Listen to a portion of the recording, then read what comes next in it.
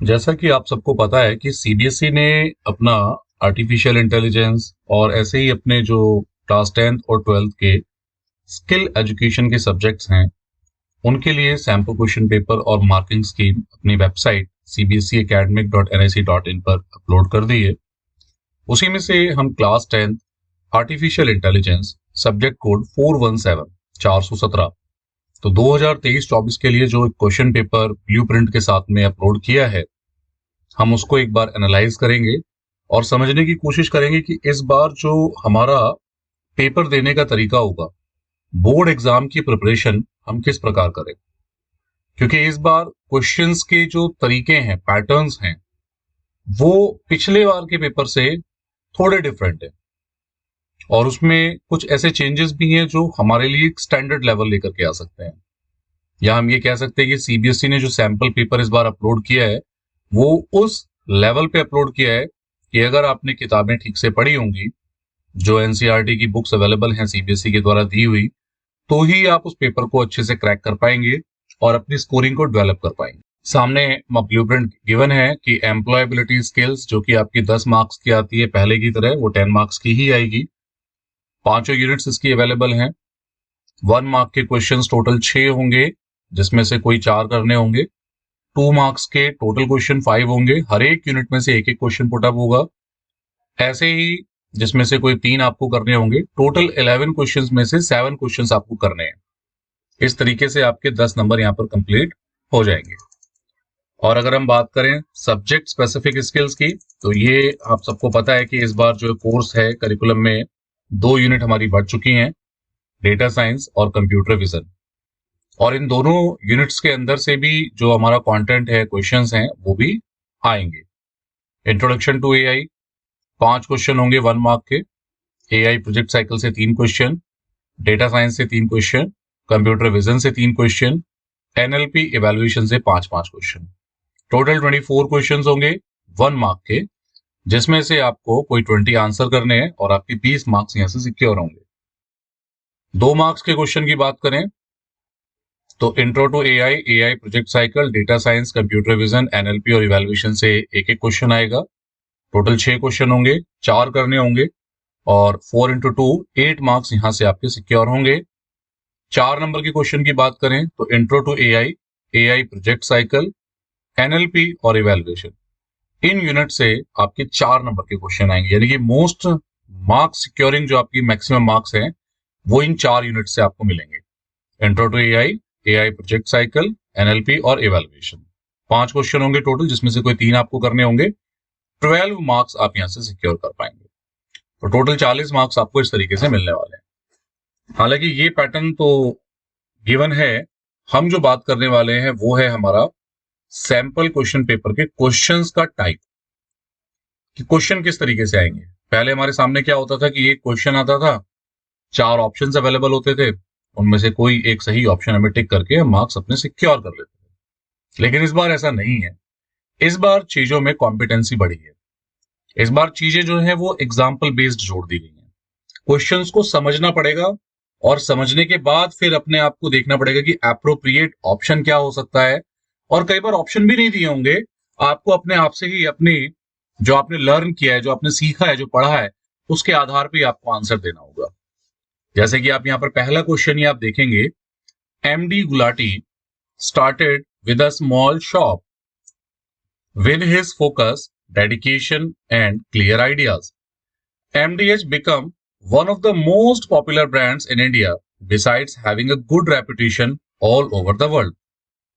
अब यहां पर ये एक स्टेटमेंट दे दी पूरी, और फिर इस स्टेटमेंट के बिहाफ पे नीचे क्वेश्चन पूछा गया, which self management skill is clearly visible in the given statement. अब समझने वाली बात यह है कि अगर आपने सेल्फ मैनेजमेंट स्किल्स को ध्यान से पढ़ा है, आपने बहुत अच्छे से उस चैप्टर्स की ऑब्जर्वेशन की है, तो आपको ये स्टेटमेंट कौन सी स्किल के साथ रिलेट करनी है आप समझ पाएंगे।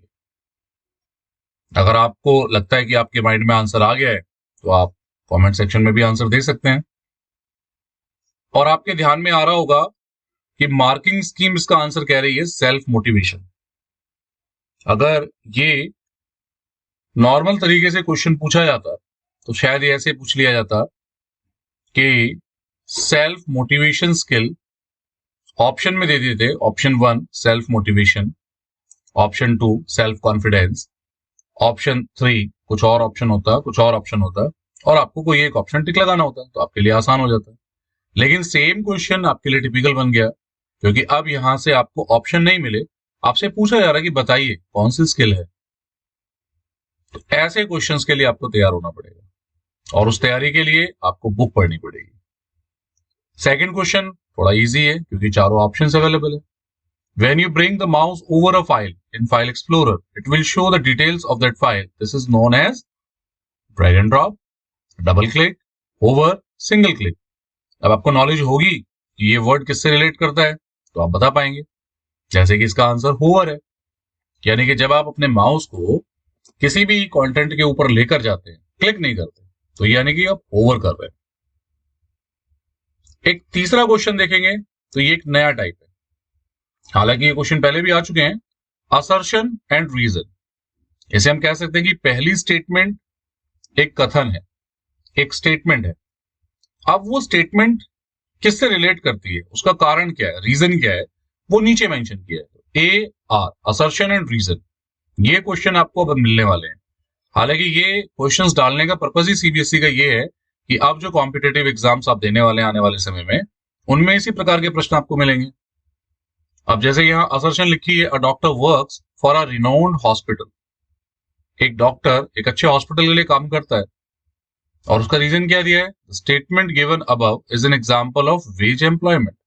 कि ऊपर जो असर्शन है वो बताती है कि ये एक वेज एम्प्लॉयमेंट का एग्जांपल है। अब सीधे सीधे पूछा गया कि वेज एम्प्लॉयमेंट क्या है, लेकिन इसको घुमा के इस तरीके से असर्शन और रीजन में डाल दिया गया। अब आपको बताना है कि आपको लगता है कि क्या एक डॉक्टर जो रिनाउंड हॉस्पिटल के लिए काम कर रहा है वो वेज एम्प्लॉयमेंट का एग्जांपल है। देखिए चारों ऑप्शन कैसे दिए, both A and R correct, and R is the correct explanation of A. कि असर्शन और रीजन दोनों ठीक हैं, और जो रीजन दिया है वो ए यानी असर्शन का करेक्ट एक्सप्लेनेशन है। फिर क्या है कि both A and R correct, but R is not the correct explanation of A. दोनों अपनी जगह ठीक है, लेकिन असर्शन का रीजन के साथ में कोई कनेक्शन नहीं है। Option number C, A is correct but R is not correct. ये असर्शन तो ठीक है लेकिन रीजन ठीक नहीं है। और चौथा ऑप्शन दे दिया कि ए ठीक नहीं है, यानी असर्शन ठीक नहीं है, रीजन तो ठीक है। अब आपको अगर पता है कि वेज एम्प्लॉयमेंट क्या होता है, कि भाई वेज एम्प्लॉयमेंट मींस किसी के लिए काम करना और महीने के अंत में कोई सैलरी प्राप्त करना या कुछ पैसा प्राप्त करना। वो वीक में हो सकता है, डेली हो सकता है। तो एक डॉक्टर एक हॉस्पिटल के लिए काम कर रहा है, इसका मतलब डॉक्टर उस हॉस्पिटल का एम्प्लॉय है, और जब एम्प्लॉयमेंट की बात आ जाएगी तो फिर वो वेज एम्प्लॉयमेंट का पार्ट बनेगा। यानी असर्शन और रीजन दोनों ठीक है, और असर्शन के साथ में जो रीजन दिया है वो रीजन असर्शन को प्रॉपरली एक्सप्लेन करता है, इसलिए यहां पर ऑप्शन नंबर ए करेक्ट। तो आप देख रहे हैं कि आपको सोचना पड़ रहा है, आपका थॉट प्रोसेस यहां पे इन क्वेश्चन से डेवलप हो रहा है। तो सीबीएसई इस तरीके के क्वेश्चन पूछ रही है। कुछ और एग्जांपल ले लेते हैं इसी में, क्योंकि अगर कंप्लीट क्वेश्चन पेपर हम सॉल्व करेंगे तो हमें तो बहुत टाइम लग जाएगा। लेकिन मैं आपको ये बताना चाह रहा हूं कि इस बार जो पेपर का पैटर्न है वो कैसा है। अब ये तो ऑप्शंस वाले क्वेश्चन है, ये आप इजीली कर पाएंगे। असर्शन और रीजन वाले क्वेश्चंस दिए हुए हैं। अब देखिए यहाँ पे जैसे एक क्वेश्चन एक और दिया, ऊपर भी असर्शन रीजन की क्वेश्चन है यहाँ पे। ये है हमारा क्वेश्चन नंबर 2 का fourth question, observe the given graph and fill in the blank. अब ये ग्राफ दिया है और उस ग्राफ से एक फिलअप पूछा गया। केवल एमसीक्यू ही पेपर में आएंगे ऐसा नहीं है, केवल असर्शन रीजन आएगी ऐसा नहीं है। आपसे फिलअप्स भी पूछे जा सकते हैं, ट्रू फॉल्स भी पूछे जा सकते हैं। It depends on the CBSE question paper pattern. अब यहां पूछा कि dash the neural network better is the performance. ये कौन सा न्यूरल नेटवर्क है जिससे परफॉर्मेंस बहुत ज्यादा बेटर आ रही है। अब आप देखेंगे तो यहाँ पे ग्राफ आपको समझना पड़ेगा। जब ये ग्राफ आपको अंडरस्टैंडिंग देगा कि भाई बेटर परफॉर्मेंस कहां आ रही है, तो आप देखिए ग्राफ में बेटर परफॉर्मेंस यहां पहुंच रही है, यानी कि लार्ज न्यूरल नेटवर्क। इसका एक शॉर्ट नेम लार्जर भी है कि larger the neural network better is the performance. तो इस तरीके से भी क्वेश्चन आपके पेपर में आएंगे। सैंपल क्वेश्चन पेपर आपको बता रहा है कि पेपर का पैटर्न कैसा है। सेम इसी तरीके से आप देखिए, ये क्वेश्चन का टाइप थोड़ा सा नया है। क्वेश्चन नंबर 3 का 1, read the examples given below. यहाँ पे 4 एग्जांपल दिए हैं। Using chat GPT to write an email, face unlock technology of mobile phones using camera, turning off lights with IoT device, hand sanitizer dispenser having sensor. अब 4 example दिए अलग अलग। फिर पूछा क्या question, choose the options that are not AI. अब बताइए इन चारों में कौन से ऑप्शन है जो एआई नहीं है। अब आपने पहले ही चैप्टर में पढ़ा है व्हाट इज नॉट एआई। अब व्हाट इज नॉट एआई में कौन कौन से ऑप्शन आपको लगता है कि रिलेट करेंगे। तो जैसे अगर आपने पढ़ा होगा तो आप बता देंगे कि भाई turning off lights with IoT devices, तो ये एआई का पार्ट नहीं है। Hand sanitizer dispenser having sensor, क्योंकि यहाँ पे सेंसर लगे हैं, रूल बेस्ड चल रहा है सारा काम, तो ये दोनों जो ऑप्शन लास्ट के हैं ये एआई का पार्ट नहीं है। यानी कि option number C, 3rd and 4th, this is not AI. तो इस तरीके का क्वेश्चन भी देखने के लिए आपको पेपर में मिल सकता है, क्योंकि सैंपल क्वेश्चन पेपर में ये सारी चीजें गिवन है। और देखिए एक और क्वेश्चन है, identify the given chatbot type. आपको बताना है कि इस नीचे वाली स्टेटमेंट के बिहाफ पे कौन सा चैटबॉट रिलेट करेगा। It learns from its environment and experience, it also builds on it's capabilities based on the knowledge, these can collaborate with humans, working alongside them and learning from their behavior। अब आपको अगर smart board और script board की definition के बारे में ठीक से पता है तो आप बता पाएंगे कि भाई ये जो क्वेश्चन आप देख रहे हैं ये किससे रिलेट करता है, कौन से बोर्ड का जो आंसर है वो इससे बिल्कुल बेस्ट बैठेगा। अब script board rule based programming होती है और ये हमारा बैठेगा स्मार्ट बोर्ड का, क्योंकि यहां लिखा है कि it learns from its environment, यानी मशीन जो है वो सीख रही है अपने एनवायरमेंट से, अपने एक्सपीरियंस से। तो ये पॉसिबिलिटीज कब है, जब एक बॉट स्मार्ट बोट हो। तो ये क्वेश्चन भी आपको देखने के लिए मिलेंगे।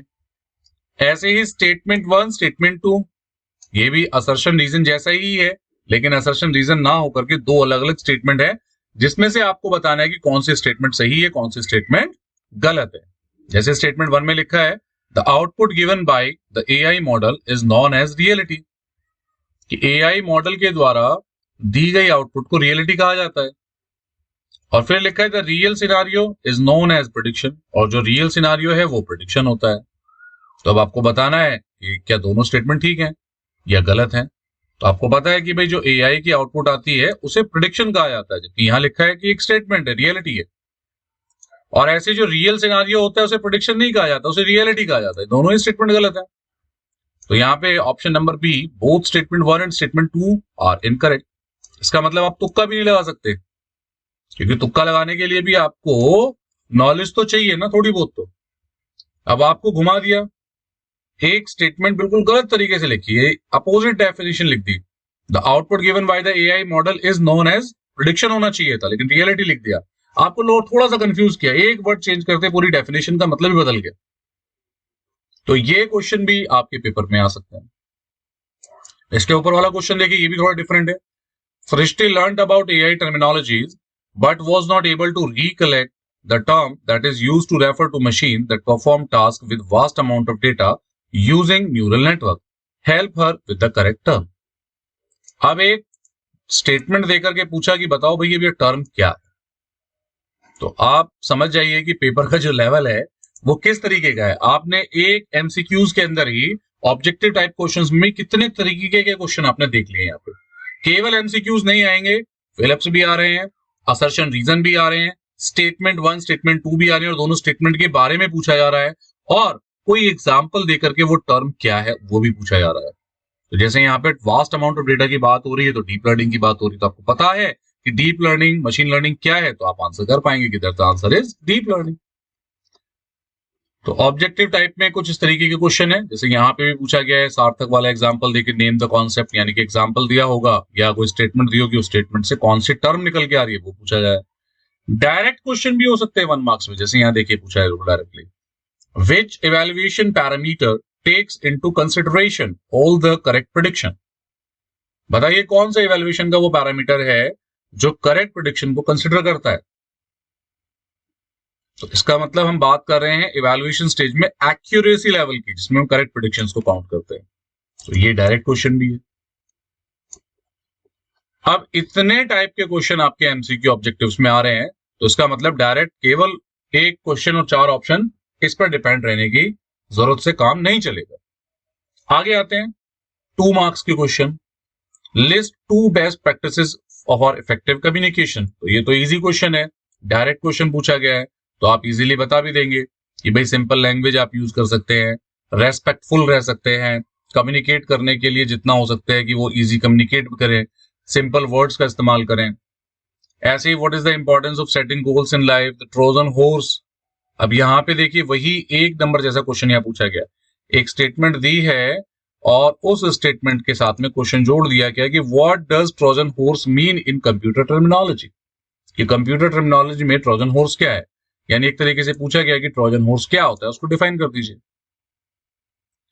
ऐसे 4 नंबर के क्वेश्चंस के बारे में अगर बात करें तो 2 नंबर के क्वेश्चंस ये एम्प्लॉयबिलिटी से भी जुड़ते हुए हैं और उसके बाद आपकी सब्जेक्ट स्पेसिफिक स्किल से भी जुड़ते हुए हैं। अब जैसे ये एक एग्जांपल दिया, एक क्वेश्चन पूछा है 2 नंबर में, draw the confusion matrix for the following data. यहाँ पे true positive case, true negative case, false positive case और फॉल्स नेगेटिव केस दे दिए और इसके बिहाफ पे आपको क्या है, कंफ्यूजन मैट्रिक्स ड्रॉ करनी है। तो जैसे यहाँ आप राइट साइड में देख रहे हैं, मार्किंग स्कीम में कंफ्यूजन मैट्रिक्स ड्रॉ करके बनाइए। इतना बनाने के लिए भी आपको 2 नंबर मिल जाएंगे, लेकिन बशर्ते कि आपको ये बनानी आती हो, आपने इवैल्यूएशन स्टेज वाला चैप्टर ठीक से पढ़ा हो। 4 नंबर के क्वेश्चन देखिए, इसमें आपको कैसे डिफरेंट डिफरेंट क्वेश्चन मिलेंगे, टाइप मिलेंगे। कुछ क्वेश्चन तो बिल्कुल पुराने पेपर की तरह सेम है, लेकिन कुछ नए भी मिलेंगे। जैसे identify and explain the types of the learning based on approaches in the figures given below. अब इन फिगर्स के बिहाफ पे आपको बताना है कि कौन कौन से टाइप के बारे में यह बात हो रही है। 2 अलग अलग इमेजेस यहां पर दी हुई हैं, एक डॉग डॉग, कैट कैट, और ये एक डॉग पूछ रहा है हु एम आई, तो कहता है I am think you are a dog. इसका मतलब ये कौन सी टेक्निक की बात हो रही है फिगर 1 के अंदर। तो आप सबको ध्यान में आ गया होगा कि फिगर 1 के अंदर अगर हम बात कर रहे हैं तो ये सारा जो है लेबल डेटा है, बताया जा रहा है, तो ये हमारी सुपरवाइज लर्निंग है। नीचे वाले एग्जाम्पल के बारे में बात करें तो यहाँ कोई एग्जाम्पल नहीं दिया, मशीन ने अपने आप फिगर आउट किया, डॉग्स को थोड़ा अलग कर दिया और कैट्स को अलग कर दिया, यानी एक क्लस्टरिंग टेक्निक यूज हो रही है और इसमें अनसुपरवाइज लर्निंग प्रयोग में आ रही है। तो ये ऐसे भी क्वेश्चन आपके 4 नंबर में पूछे जा सकते हैं। एक कॉमन क्वेश्चन है जो हम आपको पहले से भी बताते आए हैं कि कंफ्यूजन मैट्रिक्स के बिहाफ पे कंफ्यूजन मैट्रिक्स आपको दी होगी और फिर आपसे पूछा जाएगा कि आप precision, recall, F1 score calculate करिए, total number of wrong predictions निकालिए। तो ये ऐसे क्वेश्चंस भी आपके पेपर में आने वाले हैं। तो सीबीएसई की साइट पर भी ये क्वेश्चन पेपर अपलोड किया हुआ है और इस वीडियो की डिस्क्रिप्शन में भी आपको ये क्वेश्चन पेपर और मार्किंग स्कीम का लिंक आपको मिल जाएगा, वहां से भी आप इसे डाउनलोड कर सकते हैं और बहुत मेहनत से आप तैयारी करिए।